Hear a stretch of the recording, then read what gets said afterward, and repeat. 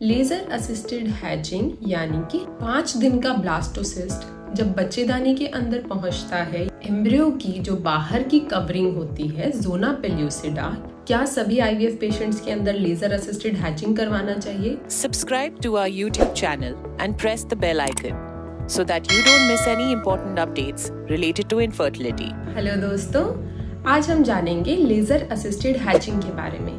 क्या होता है लेजर असिस्टेड हैचिंग? क्या आपके डॉक्टर ने आपको लेजर असिस्टेड हैचिंग एडवाइस किया है? लेजर असिस्टेड हैचिंग यानी कि लेजर की मदद से एम्ब्रियो को हैच करवाना, उसके खोल को पतला करवाना ताकि अंदर से एम्ब्रियो बाहर निकलकर बच्चेदानी की परत से चिपक सके।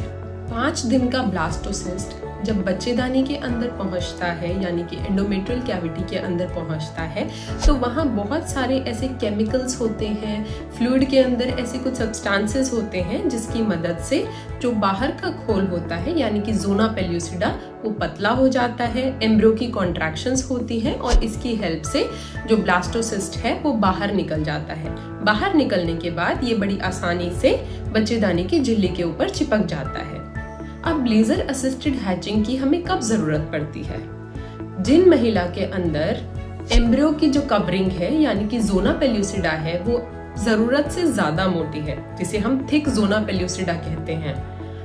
उम्र जो है वो 35 ईयर्स से ज्यादा है, ज्यादातर 38 से 40 ईयर्स की एज ग्रुप के अंदर हम एडवाइस करते हैं लेजर असिस्टेड हैचिंग के लिए। कुछ दंपत्ति जो होते हैं जिनके अंदर आईवीएफ फेलियर्स हो चुके हैं, उस केस में भी हम एडवाइस करते हैं लेजर असिस्टेड हैचिंग के लिए। लेजर असिस्टेड हैचिंग में एम्ब्रियो की जो बाहर की कवरिंग होती है ज़ोना पेल्यूसिडा यानी कि जो ब्लास्टोसिस्ट का बाहर का थिक लेयर होता है, उसके ऊपर बहुत ही प्रिसाइज तरीके से लेजर के शॉट्स दिए जाते हैं जिसकी मदद से ज़ोना पेल्यूसिडा में छेद बन जाता है, वो वीक हो जाता है और आसानी से एम्ब्रियो इसके बाहर निकल सकता है, हैच हो सकता है। तो लेजर असिस्ट कर रहा है एम्ब्रियो की हैचिंग में, इसलिए इसे हम लेजर असिस्टेड हैचिंग बोलते हैं।